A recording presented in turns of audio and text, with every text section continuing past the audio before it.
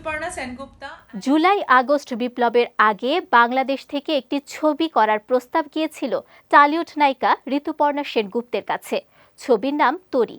এ নিয়ে নির্মাতা রাশিদ পলাশের সঙ্গে যোগাযোগও হয় তার, কিন্তু নির্মাতা জানান দেশের সার্বিক পরিস্থিতির কথা বিবেচনা করে নিরাপত্তা ইস্যু তুলে ঋতুপর্ণাকে ছবি থেকে বাদ দেওয়া হচ্ছে। পরিবর্তে রাখা হয়েছে টলিউডের শ্রীলেখা মিত্রকে। এবার সে কথার প্রেক্ষিতে ক্ষুব্ধ হয়েছেন অভিনেত্রী।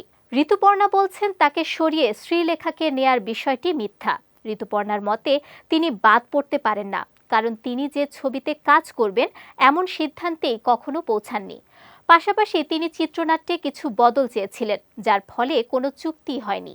সম্প্রতি ভারতের একটি গণমাধ্যম সাক্ষাৎকারে ঋতুপর্ণা বলেন, এ ছবির জন্য আমার সঙ্গে যোগাযোগ করা হয়েছিল, কিন্তু আমি কিছু ফাইনাল করিনি। অভিনেত্রীর কথায় যা যা গল্প বানানো হচ্ছে সেগুলো আমার অজানা। অপরদিকে এ সিনেমা প্রসঙ্গে নির্মাতা রাশিদ পলাশ জানিয়েছিলেন, ঋতুপর্ণাকে বাদ দেয়া দেশের সংস্কারের অংশ।